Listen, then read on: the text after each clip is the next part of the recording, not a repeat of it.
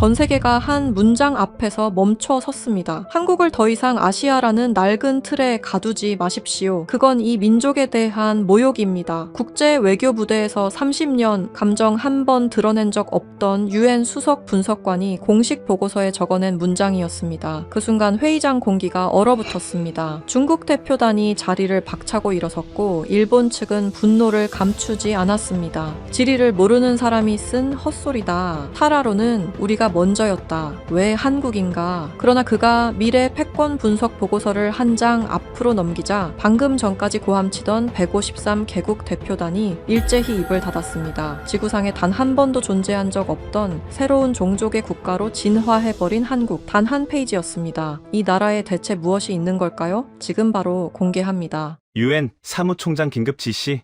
봉투를 열었습니다. 첫 장은 단 2줄이었습니다. 본건의 조사 책임자를 알렉산더 뒤브아 경제개발국 국장으로 지정한다. 저는 그 2줄을 3번 읽었습니다. 그리고 다음 장을 넘겼습니다. 제목은 이랬습니다. UN 신입 직원 근무지 선호도 조사 결과 및 개발도상국 외교 정책 전환 동시 분석 보고서.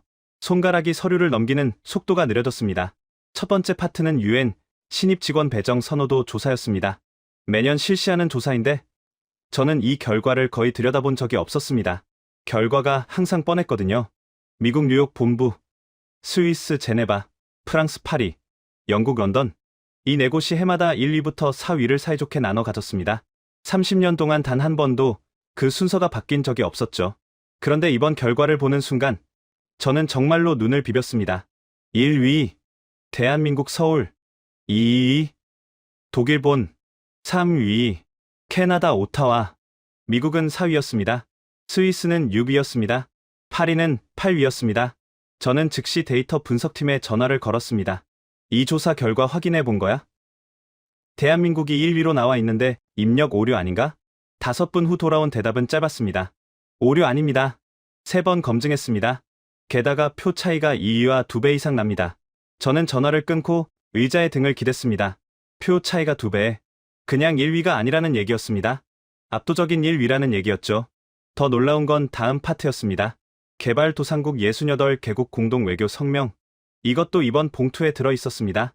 저는 아침에 이 성명의 제목만 봤을 때는 뭔가 외교적 수사가 담긴 선언문이겠거니 했습니다.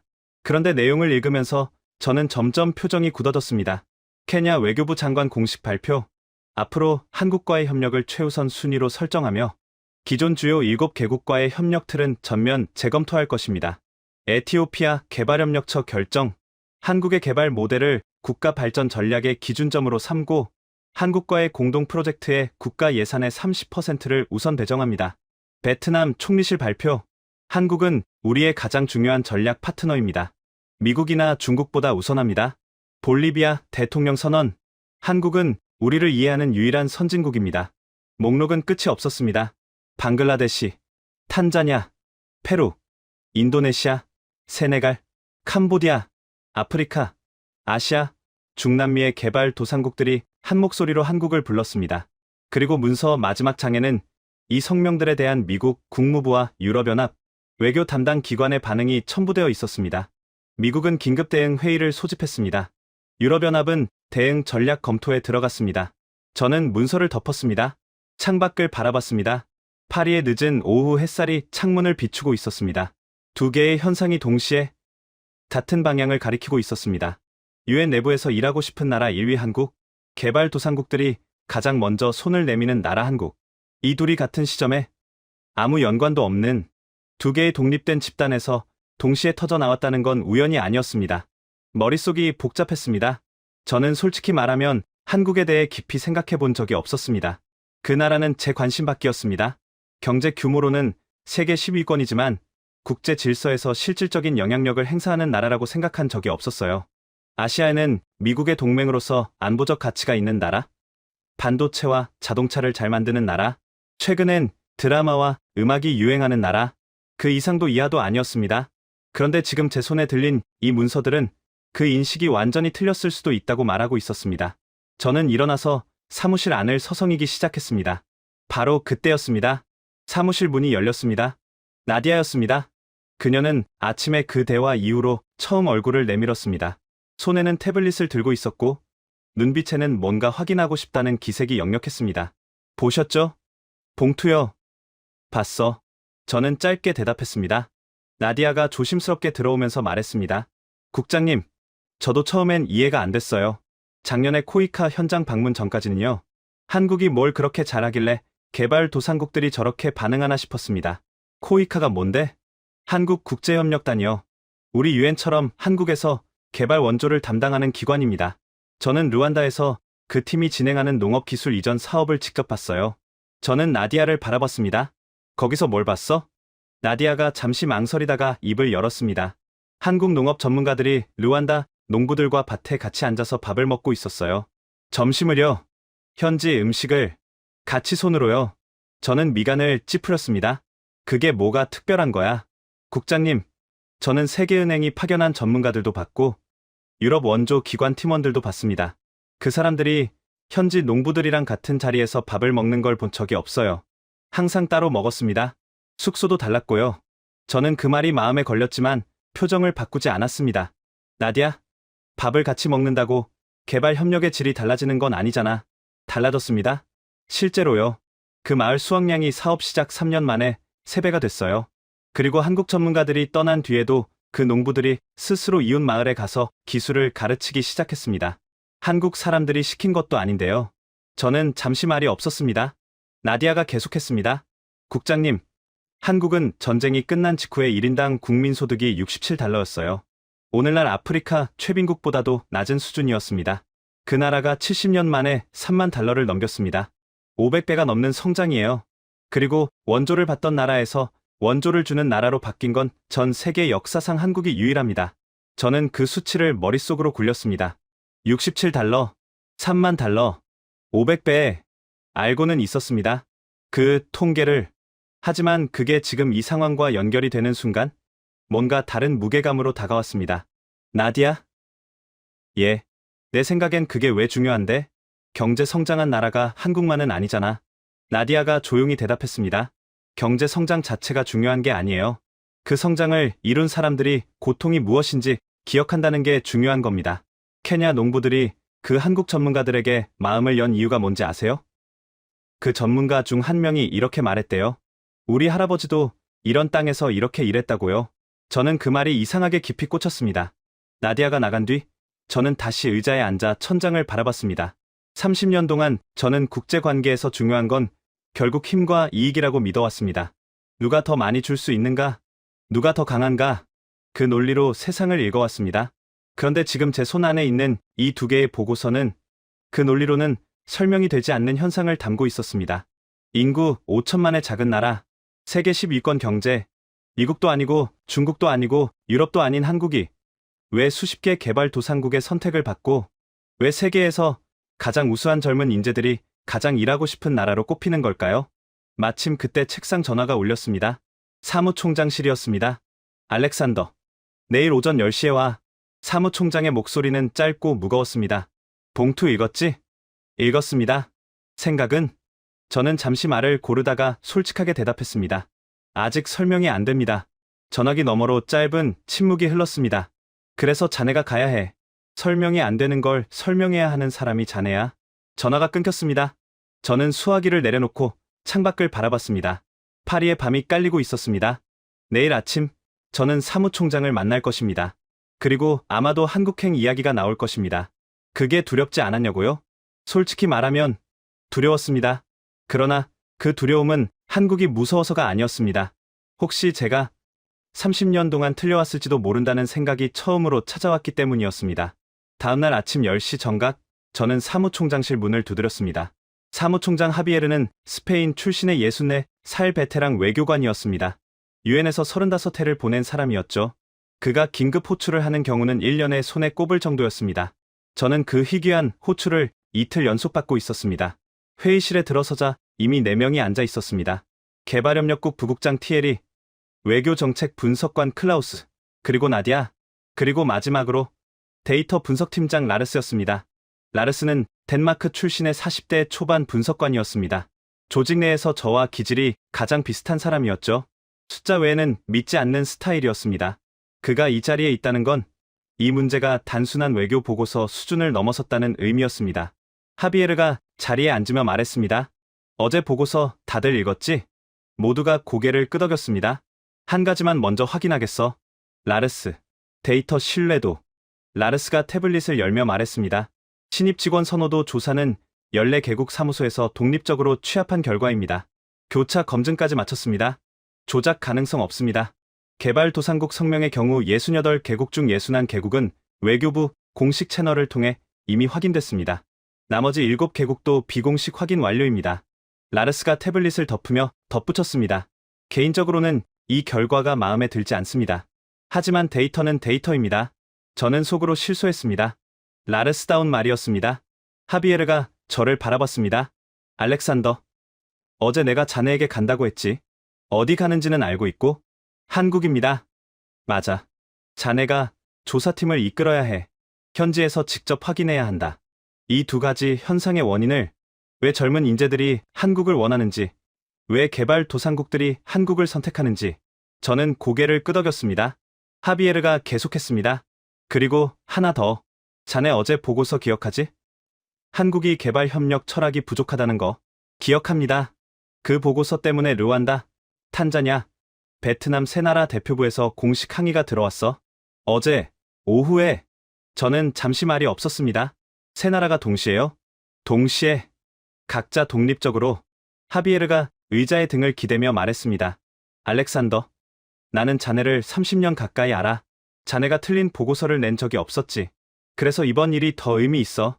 자네가 틀렸다면 우리 조직 전체가 뭔가 중요한 걸 놓치고 있다는 뜻이니까. 저는 그 말에 무게를 느꼈습니다. 하비에르가 일어서며 말했습니다. 출발은 사흘 뒤야. 나디아와 라르스가 동행한다. 그리고 그가 잠시 멈추더니 말했습니다. 열린 마음으로 가게. 자네 특기인 결론 먼저 내는 습관. 이번 한 번만 내려놓고. 저는 그 말이 약간 불쾌했습니다. 하지만 부정할 수가 없었습니다. 회의실을 나오면서 라르스가 옆으로 붙었습니다. 국장님, 솔직히 말하면 저도 아직 납득이 안 됩니다. 한국이 1위라는 게요. 나도 마찬가지야. 그런데 라르스가 잠시 망설이다가 말했습니다. 제가 어젯밤에 한국 관련 데이터를 뒤져봤거든요. 한 가지 수치가 계속 머릿속에 남아서요. 뭔데? 전쟁이 끝나던 해 한국의 1인당 국민소득이 $67입니다. 그해 가나는 $208였고 콩고도 $154였습니다. 한국이 아프리카 최빈국보다 가난했다는 거죠. 그런데 지금은 $30,000가 넘습니다. 70년 만에 500배 이상이에요. 저는 걸음을 멈췄습니다. 그 수치 알고 있었어? 알고 있었는데 그냥 넘겼습니다. 숫자로만 봤을 때는 그냥 고도성장 사례구나 싶었는데요. 어젯밤에 다시 보니까 다르게 읽히더라고요. 어떻게? 라르스가 짧게 대답했습니다. 그 나라 사람들은 굶어본 적이 있다는 거죠. 실제로요. 저는 그 말을 곱씹으며 복도를 걸었습니다. 사흘 후 출발 당일 아침, 공항으로 향하는 차 안에서 저는 창밖을 바라봤습니다. 파리의 새벽거리가 빠르게 지나갔습니다. 인천까지 비행시간은 11시간이었습니다. 저는 기내에서 한국에 관한 자료를 읽기 시작했습니다. 읽으면 읽을수록 이상했습니다. 이 나라를 저는 왜 이렇게 몰랐을까요? 아니, 알고 있다고 생각했는데 사실은 아무것도 몰랐던 건 아닐까요? 비행기가 구름 위로 올라갔습니다. 저는 서류를 덮고 눈을 감았습니다. 지금 제가 향하고 있는 그 나라에서 저는 무엇을 발견하게 될까요? 3번의 면담이 끝나고 저는 잠깐 자리에서 일어났습니다. 창가에 서서 파리 거리를 내다보다가 나디아에게 물었습니다. 다음 사람 있어? 나디아가 명단을 확인하더니 말했습니다. 한 명 더 있습니다. 아마도예요. 세네갈 출신입니다. 저는 고개를 끄덕이고 다시 자리에 앉았습니다. 잠시 후 들어온 사람은 20대 후반의 젊은 남성이었습니다. 키가 크고 말랐습니다. 세네갈 출신으로 파리 정치대학원을 나왔다고 했습니다. 유엔에 들어온 지는 1년이 됐다고요. 저는 그를 보면서 생각했습니다. 앞에 세 사람은 전부 유럽이나 남미 출신이었습니다. 아프리카 출신이 한국에 가겠다고 자원한 건 처음이었습니다. 저는 물었습니다. 아마도 씨, 왜 한국입니까? 그가 자리에 앉으면서 잠시 저를 바라봤습니다. 대답하기 전에 생각을 고르는 것 같았습니다. 국장님, 솔직하게 말씀드려도 됩니까? 물론이죠. 저는 세네갈에서 자랐습니다. 어릴 때부터 원조라는 걸 봤어요. 유럽에서 오고 미국에서 오고 중국에서 오는 사람들을요. 그 사람들이 우리 마을에 뭔가를 짓고 떠났습니다. 학교도 짓고 병원도 짓고 우물도 팠어요. 그가 잠깐 멈췄습니다. 그런데 그 학교에 선생님이 없었습니다. 그 병원에 의약품이 없었습니다. 그 우물은 2년 만에 고장났는데 고칠 줄 아는 사람이 없었어요. 저는 그 말을 들으며 펜을 내려놨습니다. 원조가 왔다 가면 우리는 항상 그 자리에 있었습니다. 달라진 게 없었어요. 아니, 어떤 면에서는 더 나빠졌습니다. 우리가 스스로 뭔가를 할 수 있다는 믿음이 없어졌거든요. 누군가 와서 해줄 거라는 생각만 남았습니다. 저는 고개를 끄덕였습니다. 그런데 한국은 다르다고요? 아마도가 말했습니다. 제 사촌이 케냐에 있습니다. 코이카 사업 현장 근처 마을에 살아요. 얼마 전 그 사촌이 저한테 영상을 보내뒀습니다. 마을 청년들이 직접 옆 마을에 가서 농업 기술을 가르치는 영상이었어요. 한국 사람은 한 명도 없었습니다. 그가 저를 바라봤습니다. 국장님, 저는 그 영상을 보고 울었습니다. 왜 울었는지 처음엔 몰랐어요.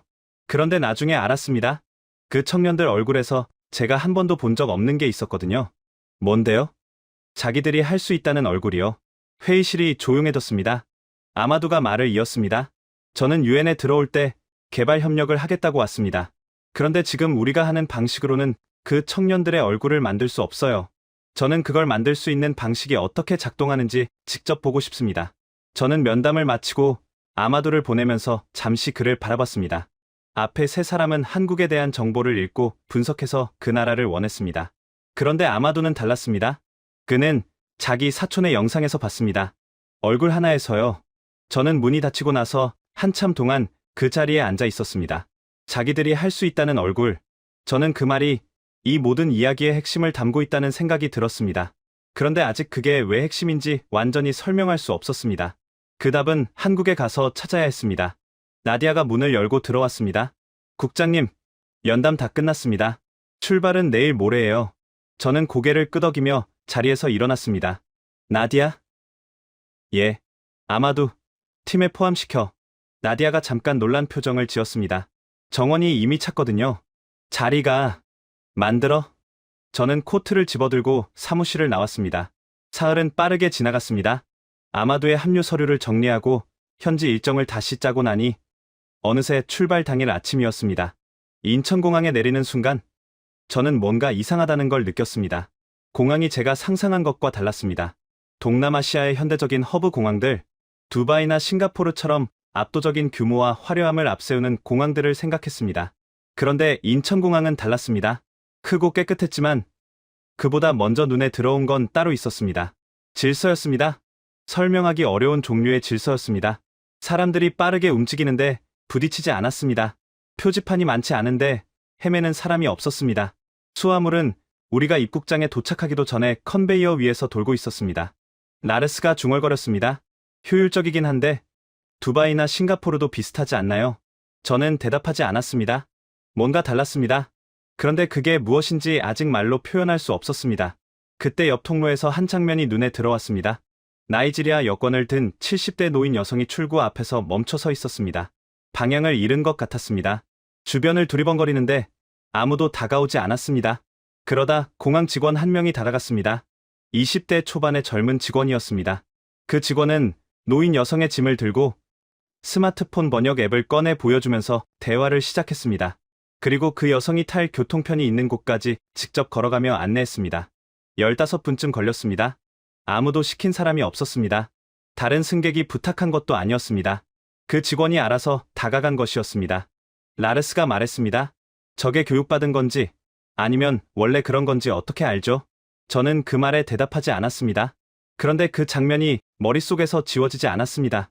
공항을 빠져나와 서울로 향하는 차 안에서 저는 창밖을 내다봤습니다. 예상이 또 한 번 비틀렸습니다. 대도시 외곽의 풍경은 고층 아파트와 고속도로가 끝없이 펼쳐질 거라고 생각했는데 그 사이사이로 산이 보였습니다. 서울로 들어서면서도 마찬가지였습니다. 빌딩 숲 사이에 산이 있었습니다. 도시 안에 자연이 있는 게 아니라 자연 안에 도시가 들어온 것 같았습니다. 나디아가 조용히 말했습니다. 국장님, 저 산이요. 저게 북한산입니다. 도심에서 30분이에요. 저는 그 산을 바라봤습니다. 11월의 늦가을색이 도시 한복판에 걸려 있었습니다. 호텔에 도착한 것은 저녁이었습니다. 체크인을 마치고 방에 들어간 저는 창가에 서서 서울의 야경을 바라봤습니다. 한강을 따라 불빛이 펼쳐져 있었고 그 너머로 산의 능선이 어둠 속에 잠겨 있었습니다. 이상하게도 이 도시가 처음부터 편안하게 느껴졌습니다. 저는 그 느낌이 불편했습니다. 내일부터 본격적인 일정이 시작됩니다. 저는 무엇을 보게 될까요? 그리고 제가 30년 동안 쌓아온 판단의 틀이 이 도시에서 흔들릴까요? 솔직히 말하면 그게 흔들리지 않기를 바라는 마음과 흔들려도 괜찮다는 마음이 동시에 존재했습니다. 회의실이 잠시 조용했습니다. 그 침묵을 깬 건 라르스였습니다. 박태양 씨, 저는 데이터 분석을 담당합니다. 솔직하게 물어봐도 될까요? 박태양이 고개를 끄덕였습니다. 지금까지 보여주신 성과들 인상적입니다. 그런데 저는 한 가지가 계속 걸립니다. 이 모든 사업의 지속 가능성이요? 어떤 부분에서요? 라르스가 태블릿을 열었습니다.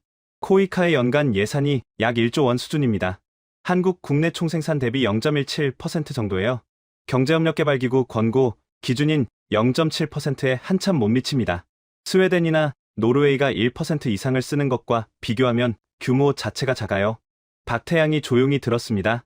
라르스가 계속했습니다. 그리고 무상기술 이전, 특허 포기. 이건 단기적으로는 좋아 보이는데요. 장기적으로 한국 입장에서 지식재산권 손실 아닙니까? 기업 입장에서 이걸 계속 허용할 수 있을까요? 저는 라르스의 질문이 예리하다고 생각했습니다. 저도 같은 생각을 했었으니까요. 박태양이 잠시 생각하더니 대답했습니다. 두 가지 질문인데 하나씩 답할게요. 먼저 예산 규모 문제요. 맞습니다. 우리 예산이 북유럽 국가들에 비해 작아요. 그런데 저는 예산 크기보다 예산 효율성이 더 중요하다고 생각합니다. 그가 화면을 바꿨습니다. 가리사 지역 절수 시스템 사업을 예로 들게요. 투입 비용이 가구당 80만 원이었습니다. 그런데 이 사업이 시작된 지 3년 만에 그 마을 농부들이 이웃 마을 두 곳에 자체적으로 같은 시스템을 설치했어요.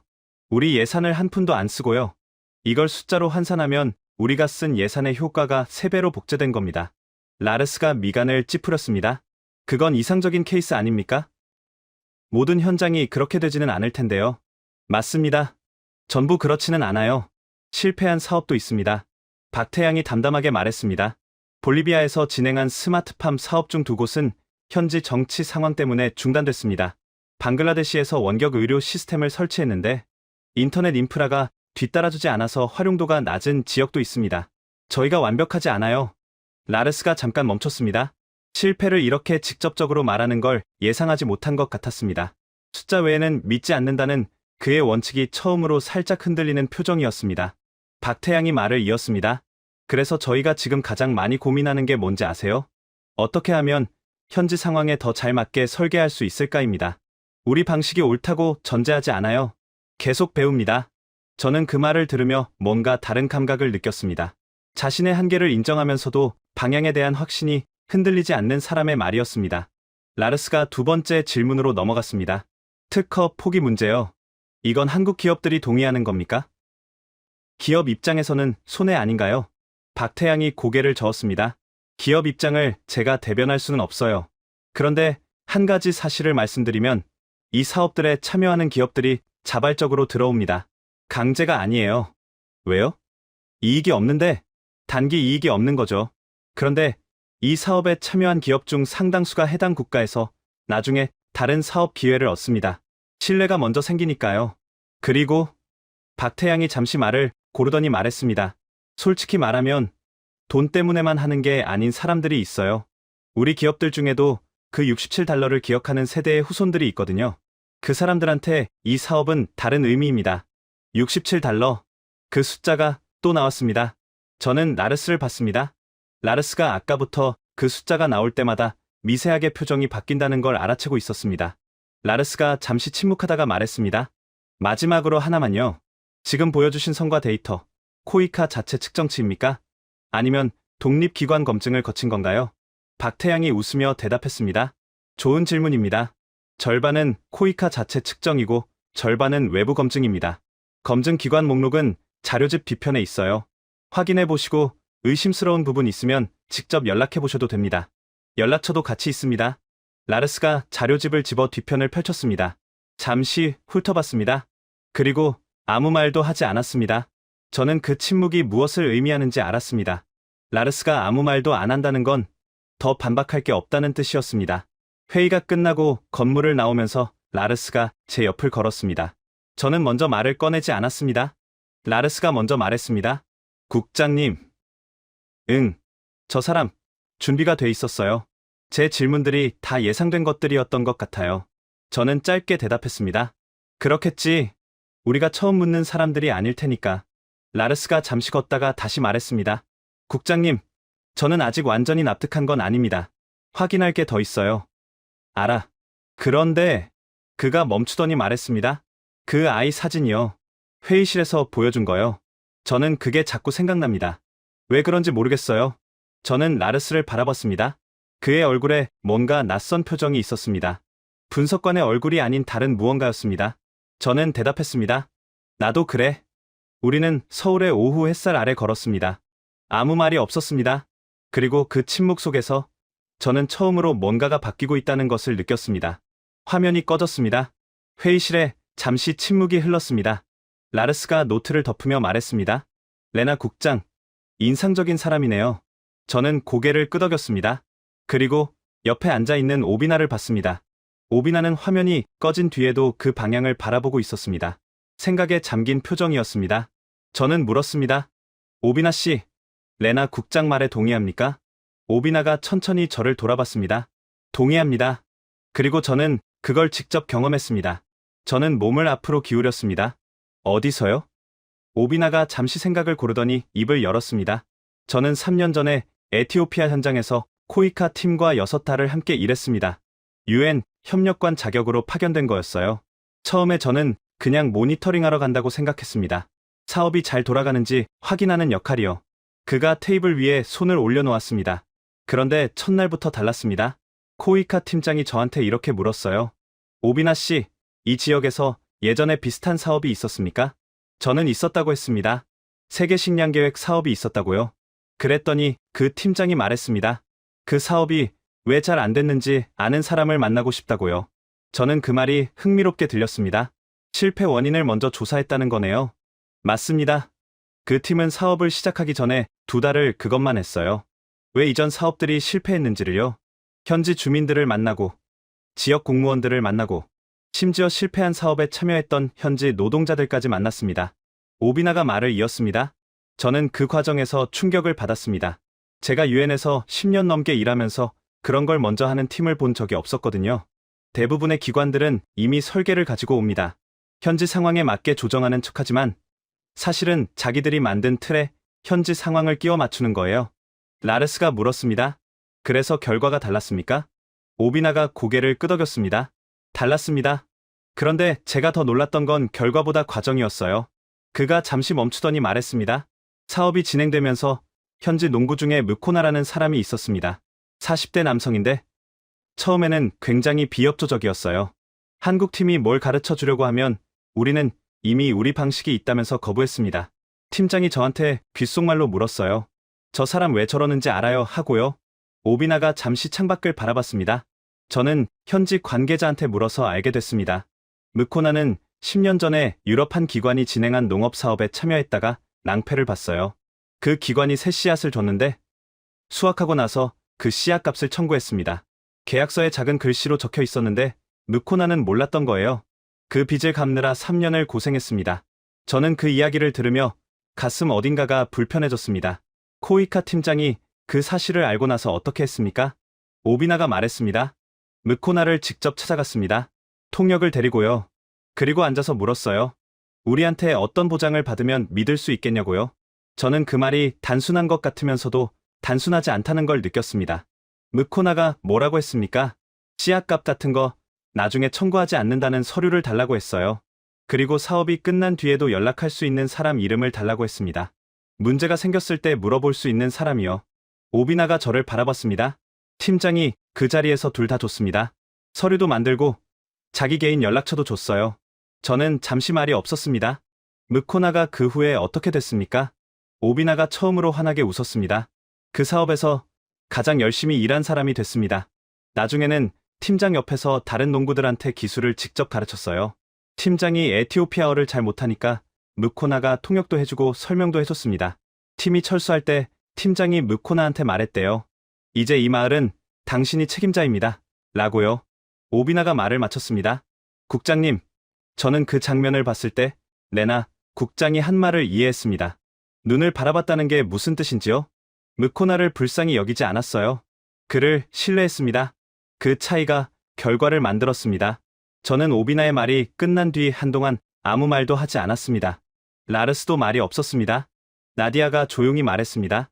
무코나, 지금도 그 마을에 있겠네요. 오비나가 고개를 끄덕였습니다.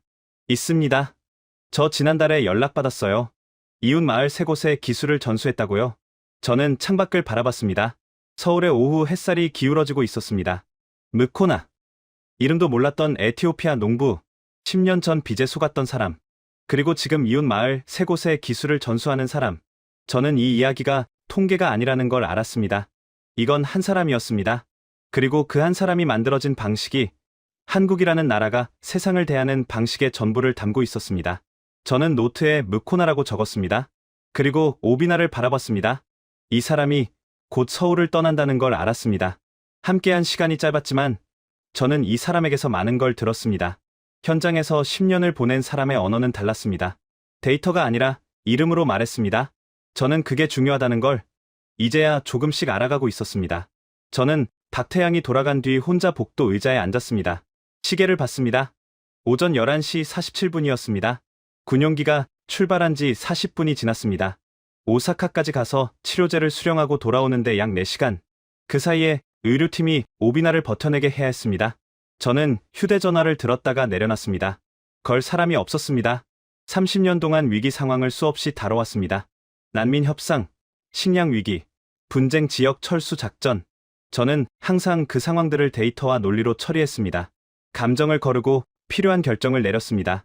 그런데 지금 저는 그냥 의자에 앉아 있었습니다. 아무것도 할 수 없는 상태로요. 나디아가 자판기에서 종이컵 커피를 뽑아 들고 왔습니다. 아무 말 없이 제 옆에 앉았습니다. 저는 컵을 받으며 말했습니다. 오비나가 이걸 버틸 것 같아? 나디아가 잠시 생각하다가 대답했습니다. 버틸 것 같아요. 그 사람 현장 경험이 얼마나 많은데요. 저는 그 말이 논리적이지 않다는 걸 알았습니다. 현장 경험과 기생충 감염은 관계가 없었으니까요. 그런데 이상하게 그 말이 위로가 됐습니다. 복도 저쪽에서 라르스가 걸어왔습니다. 그는 의자에 앉지 않고 복도 창문 앞에 서서 밖을 내다봤습니다. 한참 뒤 라르스가 말했습니다. 국장님, 저 어제 저녁에 한국 현대사 자료를 읽었습니다. 저는 고개를 들었습니다. 6.25 전쟁이 시작됐을 때 한국 국민의 상당수가 실제로 굶었습니다. 전쟁이 끝나고 나서도 먹을 것이 없어서 부모가 자식을 먹이지 못했어요. 아이들을 해외로 입양 보냈습니다. 수만 명이요. 그 시절 기록들을 읽는데 라르스가 잠시 멈췄습니다. 데이터가 아니라 사람이 보였습니다. 이상하게요. 저는 그 말을 들으며 창밖을 바라봤습니다. 서울의 11월 하늘이 회색이었습니다.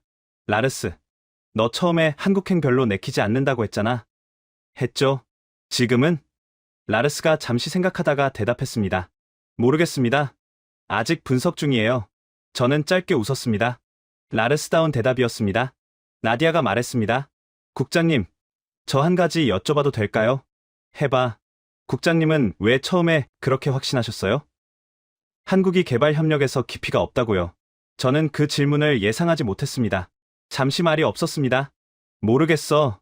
아마도 내가 기준으로 삼는 것들이 전부 서구적 틀 안에 있었던 것 같아. 개발 협력의 역사, 철학, 방법론, 전부 미국이나 유럽이 만들어낸 것들이었거든. 그 틀 안에서 보면 한국은 역사가 짧고 경험이 적은 나라였어. 저는 커피를 한 모금 마셨습니다. 그런데 그 틀 자체를 의심한 적이 없었어. 30년 동안. 나디아가 조용히 말했습니다. 국장님, 그게 잘못된 게 아니에요. 그 틀이 틀렸던 게 아니라 그 틀이 전부라고 생각했던 거잖아요. 저는 그 말을 들으며 생각했습니다. 틀이 틀렸던 게 아니라 틀이 전부라고 생각했던 것. 그 두 개는 달랐습니다. 시간이 흘렀습니다. 오후 1시가 됐습니다. 병원 복도는 조용했습니다. 가끔 의료진이 빠르게 지나쳤습니다. 응급실 쪽에서 간간히 소리가 들려왔습니다. 저는 자리에서 일어나 복도를 걸었습니다. 가만히 있는 게 힘들었습니다. 병원 로비 쪽으로 내려갔습니다. 로비 한쪽에 작은 카페가 있었습니다. 저는 카운터에서 물을 한 병 사면서 카운터 직원을 봤습니다. 20대 초반의 여성이었습니다. 외국인인 제가 한국어로 된 메뉴판을 들여다보고 있자 그녀가 먼저 영어로 물었습니다. 워터, 아메리카노, 라고요. 저는 물을 가리켰습니다. 그녀가 건네주면서 짧게 웃었습니다. 계산을 마치고 돌아서는데 그녀가 영어로 말했습니다. 괜찮으세요? 피곤해 보이시네요. 라고요. 저는 돌아봤습니다. 내 표정이 그렇게 보여요? 그녀가 잠깐 당황하더니 말했습니다. 소리. 저는 고개를 저었습니다. 아니요, 괜찮습니다. 감사해요. 로비를 나오면서 저는 그 짧은 교환을 생각했습니다. 병원 카페 직원이 지나가는 외국인 손님의 표정을 읽고 말을 걸었습니다. 그게 교육인지 성격인지 저는 아직도 몰랐습니다. 그런데 공항에서 그 직원을 봤을 때부터, 박태양을 만났을 때부터, 그리고 지금 이 카페 직원까지 뭔가 같은 결이 반복되고 있었습니다. 다시 복도로 올라왔습니다. 오후 2시 30분, 담당 의사가 나왔습니다. 저는 벌떡 일어났습니다. 상태가 어떻습니까? 의사가 말했습니다. 혈압이 떨어지고 있습니다. 빠르게는 아닌데 천천히 내려가고 있어요. 치료제 없이 버틸 수 있는 시간이 생각보다 빠듯해질 수 있습니다. 저는 즉시 박태양에게 전화를 걸었습니다. 군용기 지금 어디 있습니까? 지금 오사카에서 치료제 수령 완료했습니다. 15분 후 출발 예정입니다. 인천 착륙까지 2시간 10분 예상합니다. 저는 숨을 내쉬었습니다. 빨리 올 수 있는 방법이 없습니까? 비행기가 이미 최대 속도로 운항하도록 요청했습니다. 관제탑에도 우선 착륙 허가 협조 요청 들어간 상태입니다. 저는 전화를 끊고 의사에게 말했습니다. 2시간 조금 넘게 남았습니다. 버틸 수 있습니까? 의사가 짧게 대답했습니다. 최선을 다하겠습니다. 그 말이 전부였습니다. 저는 다시 의자에 앉았습니다. 나디아가 제 옆에 앉아 있었습니다. 라르스는 창가에 서 있었습니다. 아무도 말하지 않았습니다. 저는 그 침묵 속에서 이상한 것을 느꼈습니다. 이 병원이, 이 복도가, 이 나라가 낯선 곳인데 낯설지 않았습니다. 오비나 한 사람을 위해 이 나라의 시스템 전체가 움직이고 있었습니다. 군용기가 날아가고 있었습니다. 의료팀이 자리를 지키고 있었습니다. 아무 이해관계 없이요. 저는 문득 생각했습니다. 이 나라가 $67였던 시절, 이 나라 사람들은 누군가의 도움으로 살아남았습니다. 그 도움이 어떤 모습이었는지 이 나라 사람들은 몸으로 기억하고 있었습니다. 그리고 지금 그 기억이 이 복도에서, 저 응급실 안에서, 하늘 위의 군용기 안에서 움직이고 있었습니다. 오후 4시 22분, 박태양에게서 전화가 왔습니다. 치료제 지금 병원으로 이송 중입니다. 20분 안에 도착합니다. 저는 일어섰습니다. 나디아도 일어섰습니다. 라르스도 창가에서 돌아섰습니다. 20분이 그렇게 길게 느껴진 적이 없었습니다. 오후 4시 41분, 치료제가 도착했습니다. 담당 의사가 직접 달려나와 수령했습니다. 그리고 병실로 들어갔습니다. 저는 그 장면을 유리창 너머로 바라봤습니다. 의사의 손이 빠르고 정확하게 움직였습니다. 간호팀이 양쪽에서 보조했습니다. 그리고 기다렸습니다. 오비나가 회복하는 동안 저는 호텔 방에 혼자 있었습니다. 노트북을 열었습니다. 새 문서를 만들었습니다. 그리고 첫 줄에 이렇게 썼습니다. 한국은 개발 협력에서 철학적 깊이가 부족하다. 저는 그 문장을 30초 동안 바라봤습니다. 그리고 전체 선택 후 삭제를 눌렀습니다. 한 글자도 남지 않은 빈 화면을 바라봤습니다. 저는 30년 동안 보고서를 써왔습니다. 단어를 고르는 것이 두려웠던 적이 없었습니다. 결론이 망설여진 적도 없었습니다. 그런데 지금 이 빈 화면 앞에서 저는 한참 동안 아무것도 쓸 수 없었습니다. 30분쯤 지났을 때 문을 두드리는 소리가 났습니다. 나디아였습니다. 그녀는 들어오자마자 제 화면을 봤습니다. 빈 화면을요? 많이 쓰셨네요. 저는 쓴웃음을 지었습니다. 앉아. 나디아가 맞은편 의자에 앉았습니다.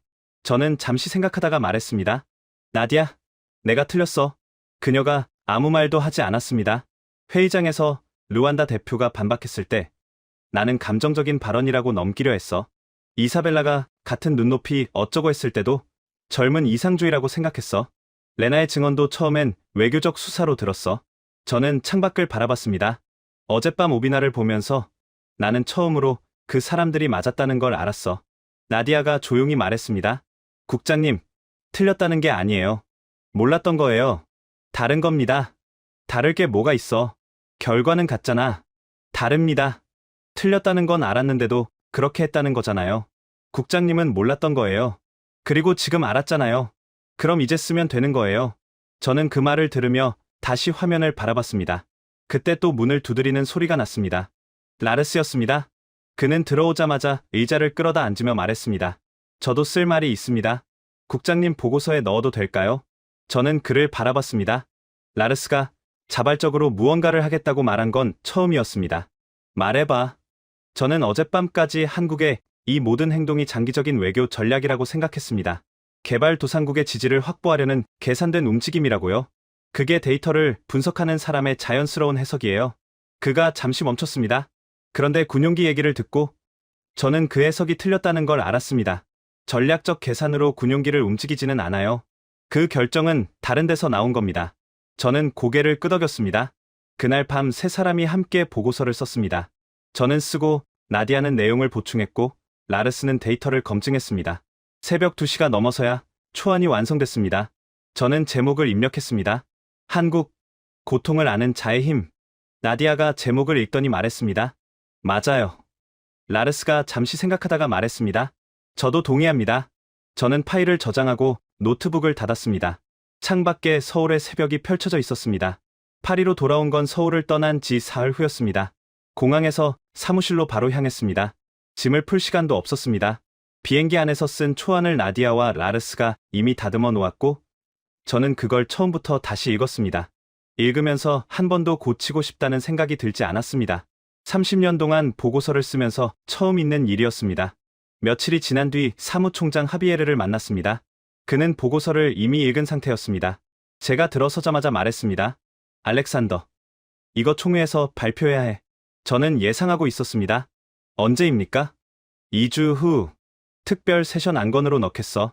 저는 고개를 끄덕였습니다. 하비에르가 보고서를 들며 말했습니다. 자네가 직접 발표해야 해. 이 보고서를 쓴 사람이 서야 한다는 게 내 생각이야. 특히 앞부분. 앞부분이 무엇인지 저는 알았습니다. 저 스스로 틀렸다고 쓴 부분이었습니다. 하비에르가 말을 이었습니다. 자네가 틀렸다는 걸 공개적으로 인정하는 게 쉽지 않다는 거 알아. 그런데 그게 이 보고서의 힘이야. 30년 경력의 사람이 틀렸다고 말하는 것. 그게 이 내용에 무게를 더해. 저는 그 말이 맞다는 걸 알았습니다. 하겠습니다. 발표 당일, 저는 평소보다 30분 일찍 총회 대회의실에 도착했습니다. 자리를 미리 확인하려고 한 건 아니었습니다. 단지 그 공간에 혼자 있고 싶었습니다. 잠깐이라도요. 텅 빈 회의장 안으로 들어갔습니다. 수백 개의 의자가 반원형으로 배치되어 있었습니다. 발표대가 앞쪽에 홀로 서 있었습니다. 저는 발표대 앞에 섰습니다. 빈 의자들을 바라봤습니다. 몇 달 전, 저는 이 자리 근처에서 한국 보고서를 발표했습니다. 그때 저는 확신에 차 있었습니다. 의심이 없었습니다.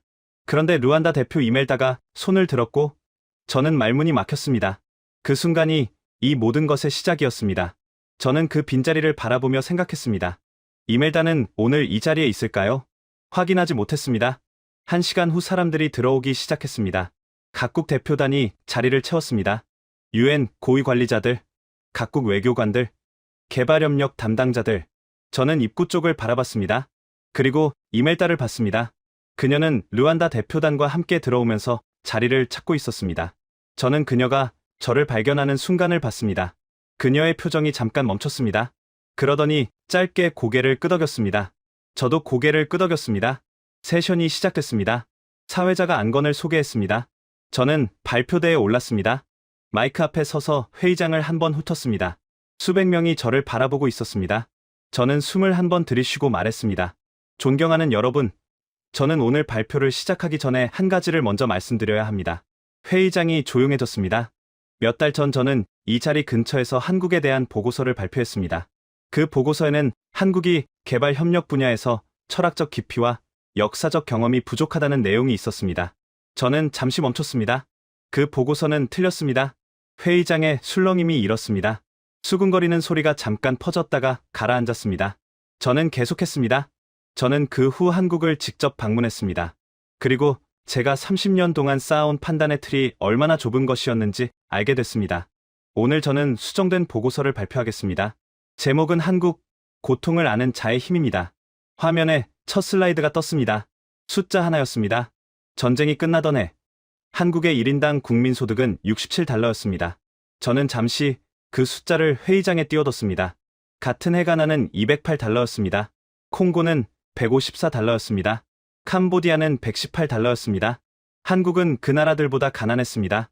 전쟁으로 모든 것이 파괴됐고 먹을 것이 없어서 전쟁이 끝난 뒤에도 오랫동안 아이들을 해외로 입양 보내야 했습니다. 수만 명이요. 국제사회의 원조로 연명했습니다. 저는 다음 슬라이드로 넘겼습니다. 오늘날 한국의 1인당 국민소득은 36,000달러입니다.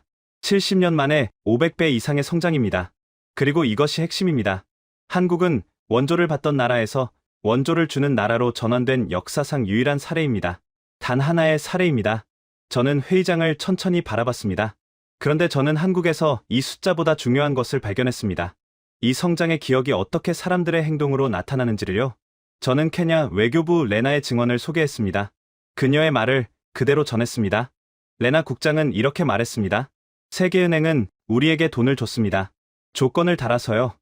미국 국제개발처는 우리에게 프로그램을 줬습니다. 그들이 설계한 프로그램을요. 중국은 우리에게 인프라를 지었습니다. 중국 노동자들이요. 한국은 우리의 눈을 바라봤습니다. 회의장이 다시 조용해졌습니다. 여러분, 눈을 바라봤다는 게 무슨 뜻인지 처음에 저도 잘 몰랐습니다. 그런데 현장에서 하나씩 보면서 알게 됐습니다. 저는 박태양의 이야기를 했습니다. 케냐 가리사 지역 사업, 가구당 80만 원의 절수 시스템, 무상 기술 이전, 철수 후 현지 농부들이 스스로 이웃 마을에 같은 시스템을 설치한 이야기. 한국팀이 철수한 지 1년 후, 그 마을 농부들이 이웃 마을 두 곳에 스스로 같은 시스템을 설치했습니다. 한국 예산 없이요. 한국 사람 없이요. 스스로요.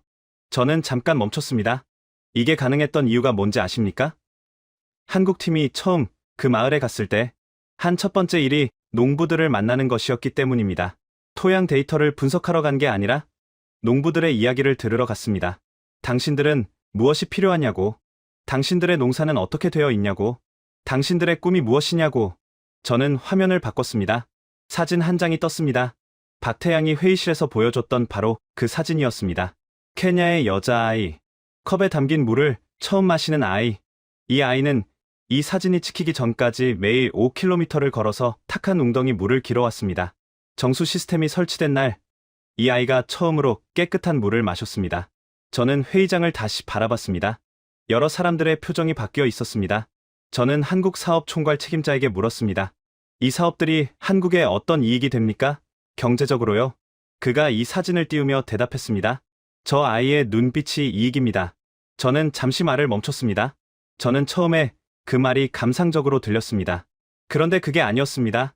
그건 그 나라가 집단적으로 갖고 있는 기억에서 나온 말이었습니다. 굶어본 사람은 굶주림을 압니다. 원조를 받아본 사람은 도움이 어떤 모습이어야 하는지 압니다. 한국은 그 기억을 잊지 않았습니다. 저는 오비나의 이야기를 했습니다. 차분하게, 사실대로 전했습니다. 쓰러짐, 희귀 바이러스, 치료제 없음, 군용기 출동, 밤샘 치료. 저는 한국 측 담당자에게 물었습니다. 왜 이렇게까지 합니까? 그가 대답했습니다. 한국 땅에서 쓰러진 사람입니다. 그게 이유입니다. 저는 회의장을 천천히 훑었습니다. 그 의사에게도 물었습니다. 그는 밤을 꼬박 세웠습니다. 그 환자의 나라도 아니고 이해관계도 없었습니다. 왜 이렇게까지 하냐고 물었습니다. 그 의사가 말했습니다. 우리 할아버지도 누군가가 이렇게 해줬습니다. 회의장에서 누군가 낮게 숨을 들이켰습니다. 저는 마지막 슬라이드를 띄웠습니다.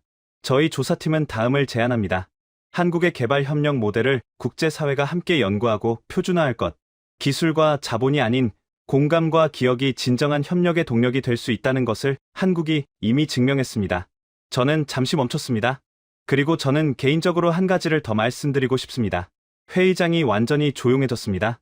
몇 달 전 이 자리에서 르완다 대표가 손을 들고 저에게 반박했습니다. 저는 그때 대답하지 못했습니다. 오늘 그 자리에 다시 서서 말씀드립니다. 당신이 맞았습니다. 감사합니다. 저는 이멜다가 앉아있는 방향을 바라봤습니다. 이멜다는 고개를 들고 저를 바라봤습니다. 그리고 천천히 고개를 끄덕였습니다.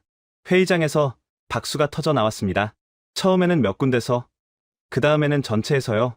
저는 발표대에 서서 그 박수 소리를 들었습니다. 30년 동안 수많은 발표를 했습니다. 많은 박수를 받았습니다. 그런데 이 박수는 달랐습니다. 이건 훌륭한 발표에 대한 박수가 아니었습니다. 틀렸다는 것을 인정한 사람에게 보내는 박수였습니다. 그게 이상하게도 더 무거웠습니다. 발표가 끝나고 자리를 정리하는데 여러 사람들이 다가왔습니다. 에티오피아 대표가 악수를 청하며 말했습니다. 국장님, 오비나 씨 소식 들었습니다. 다행입니다. 탄자니아 대표가 말했습니다. 우리도 한국과 같은 방식의 협력을 원합니다. 어떻게 시작하면 됩니까? 저는 각자에게 답하면서 입구 쪽을 봤습니다. 이멜다가 대표단과 함께 나가려다가 멈춰서 저를 바라봤습니다. 저는 그녀에게 걸어갔습니다. 우리는 회의장 입구에서 맞섰습니다. 이멜다가 먼저 말했습니다. 국장님, 그날 제가 너무 직접적으로 말했을 수도 있습니다. 저는 고개를 저었습니다. 아니요. 충분히 직접적이지 않았어요.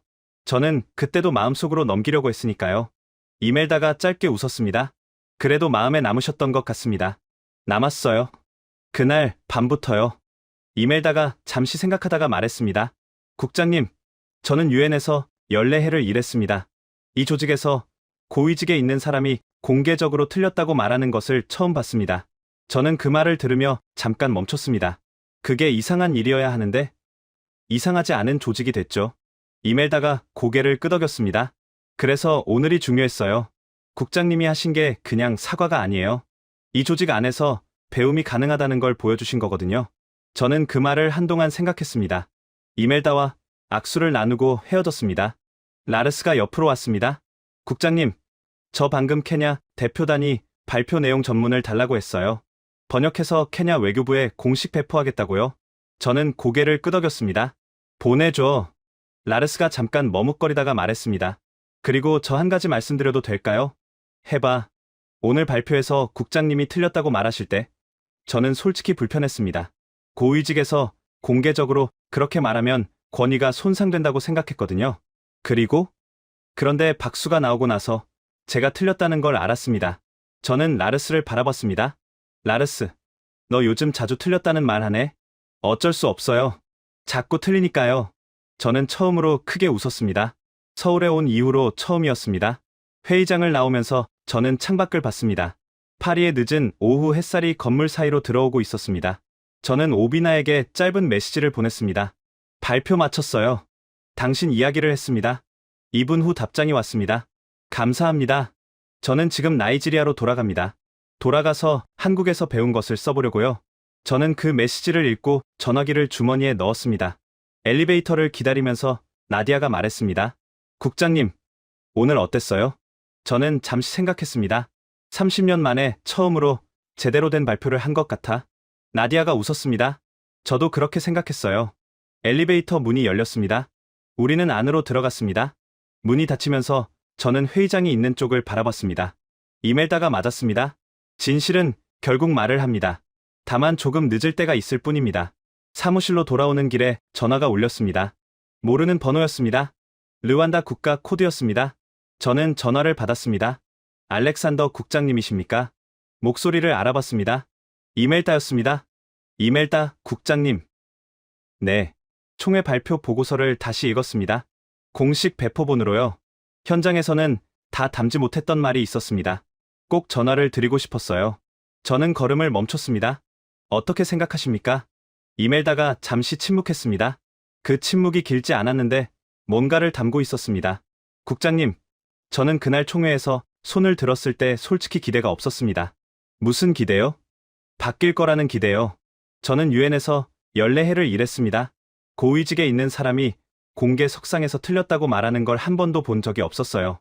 그래서 그날 손을 들었을 때도 그냥 제가 할 말을 했을 뿐이었습니다. 결과는 기대하지 않았어요. 저는 그 말을 들으며 창밖을 바라봤습니다. 그런데 국장님이 한국에 가셨다는 얘기를 들었을 때 저는 조금 달랐습니다. 달랐다고요? 혹시 모른다고 생각했습니다. 이 사람은 진짜로 가서 볼 수도 있겠다고요? 저는 잠시 말이 없었습니다. 이멜다가 계속했습니다. 국장님, 보고서에 나온 무코나 이야기 읽었습니다. 저는 놀랐습니다. 무코나 이야기는 보고서 본문이 아니라 부록 현장 증언 섹션에 들어간 내용이었습니다. 꼼꼼하게 읽은 사람만 볼 수 있는 곳이었습니다. 읽으셨군요. 3번 읽었습니다. 이멜다가 말했습니다. 국장님, 제 아버지가 르완다 농부였습니다. 내전이 있었을 때 우리 마을에도 여러 기관들이 왔습니다. 식량을 주고 갔습니다. 임시 학교를 세우고 갔습니다. 그런데 그 사람들 중에 제 아버지의 이름을 기억하는 사람은 없었어요. 저는 그 말을 들으며 몸이 굳는 것을 느꼈습니다. 무코나 이야기에서 코이카 팀장이 무코나를 찾아가서 이름을 불렀다는 부분이 있잖아요. 그냥 현지 농부가 아니라 무코나라고요. 이멜다의 목소리가 조금 낮아졌습니다. 저는 그 부분에서 책을 덮었습니다. 한참 동안요. 저는 전화기를 꽉 쥐었습니다. 이멜다가 말을 이었습니다. 국장님, 저는 지금 르완다 정부에 이 보고서를 공식 정책 참고 자료로 채택하자는 제안을 올렸습니다. 개발협력 담당 장관이 검토 중입니다. 좋은 방향으로 가고 있어요. 저는 그 말에 무게를 느꼈습니다. 감사합니다. 이멜다 국장님, 감사는 제가 드려야죠. 국장님이 가셔서 보고 오셨으니까요. 전화가 끊어졌습니다. 저는 한동안 그 자리에 서 있었습니다. 그날 오후 나디아에게서 메시지가 연달아 왔습니다. 첫 번째, 에티오피아 교육부 장관이 한국 원격 교육 시스템 도입 의향서를 코이카에 전달했습니다. 두 번째, 방글라데시 농업부가 한국 스마트팜 기술 이전 공식 요청서를 제출했습니다. 세 번째, 아프리카 연합개발협력 담당 국장이 알렉산더 국장님과 면담을 요청했습니다. 저는 메시지들을 읽으며 책상에 앉았습니다. 라르스가 사무실 문을 두드리고 들어왔습니다. 그는 노트북을 들고 있었습니다. 국장님, 보고서 인용 건수 집계해봤습니다. 얼마나 됩니까? 발표 후 72시간 기준으로 학술 논문 인용 14건, 각국 정부 내부 문서 인용 확인된 것만 23건입니다. 언론 인용은 세기가 어렵습니다. 저는 그 숫자들을 들으며 이상하게 숫자가 아닌 다른 것들이 떠올랐습니다. 이멜다의 아버지 이름을 기억하는 사람이 없었다는 말, 무코나가 빚에 속았던 3년, 아마도가 울었다는 그 영상, 케냐 여자아이 아모라. 라르스가 노트북을 덮으며 말했습니다. 국장님, 저 한 가지 여쭤봐도 될까요? 해봐요. 이 보고서가 실제로 뭔가를 바꿀 거라고 생각하십니까? 국제개발협력 방식을요? 저는 잠시 생각했습니다. 모르겠어요. 바꿀 수도 있고 아닐 수도 있죠. 그런데 왜 하는 겁니까? 저는 라르스를 바라봤습니다. 무코나가 이웃 마을 세 곳에 기술을 전수했잖아요. 코이카가 시킨 것도 아니고 예산을 준 것도 아닌데 그게 왜 일어났는지 라르스는 알아요? 라르스가 잠시 생각하다가 말했습니다. 누군가 그를 믿었기 때문이죠. 맞아요. 저는 창밖을 바라봤습니다. 이 보고서도 마찬가지예요. 이게 모든 걸 바꾸지는 않을 거예요. 그런데 어딘가에서 누군가가 이걸 읽고 한 사람의 이름을 기억하는 방식으로 일을 시작할 수 있어요. 그러면 된 거예요. 라르스가 잠시 그 말을 곱씹더니 말했습니다. 국장님, 저 서울에 가기 전이랑 많이 달라지셨습니다. 알아요. 저도 달라진 것 같습니다. 저는 짧게 웃었습니다. 라르스가 달라졌다면 진짜 뭔가 일어난 거네요. 라르스가 처음으로 소리내어 웃었습니다. 그 웃음소리가 사무실 안에 잠깐 머물렀습니다. 저는 그 소리를 들으며 생각했습니다. 30년 동안 이 사무실에서 수많은 보고서를 썼습니다. 그런데 이렇게 웃으면서 일을 마무리한 적이 있었던가요? 아마 없었습니다. 창밖에 파리의 저녁이 깔리기 시작했습니다. 저는 자리에서 일어나 코트를 집었습니다. 오늘은 일찍 퇴근하기로 했습니다. 해야 할 일이 많았습니다. 다음 단계를 준비해야 했습니다. 그런데 이상하게 그 많은 일들이 무겁게 느껴지지 않았습니다. 처음으로요. 그로부터 6달이 지났습니다. 저는 케냐에 있었습니다. 가리사 지역의 한 마을이었습니다. 조사팀이 만들어낸 새로운 협력 방식의 첫 번째 현장 방문이었습니다. 박태양이 말했던 그 스마트팜 마을이었습니다. 마을 이장이 직접 농장을 안내했습니다. 3년 전 코이카 팀이 설치한 절수 관계 시스템이 여전히 작동하고 있었습니다. 아니, 작동하는 수준이 아니었습니다. 마을 청년들이 직접 시스템을 관리하고 있었고, 이웃 마을 두 곳에 같은 방식으로 새로 설치하는 작업을 진행하고 있었습니다. 한국 전문가 없이요. 스스로요. 이장이 자랑스럽게 말했습니다. 우리 아이들이 이제 학교를 갑니다. 예전엔 물 길러 다니느라 못 갔거든요. 저는 그 말을 들으며 회의실에서 봤던 사진을 떠올렸습니다. 컵에 담긴 물을 처음 마시던 여자아이. 이장에게 물었습니다. 혹시 그 아이를 압니까? 코이카 팀이 처음 이 마을에 왔을 때 물을 처음 마셨다는 아이요. 이장이 방긋 웃었습니다. 압니다. 제 조카예요. 지금 학교 다닙니다. 3학년이에요. 이름이요? 아모라입니다. 저는 잠시 그 이름을 마음속에 담았습니다. 아모라. 며칠 뒤 오비나에게서 메시지가 왔습니다. 나이지리아 정부의 개발협력 정책 자문관으로 임명됐다는 소식이었습니다.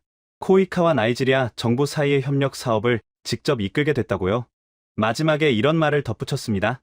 국장님, 저는 이제 제가 케냐에서 받았던 것을 나이지리아에서 만들어 보려고 합니다.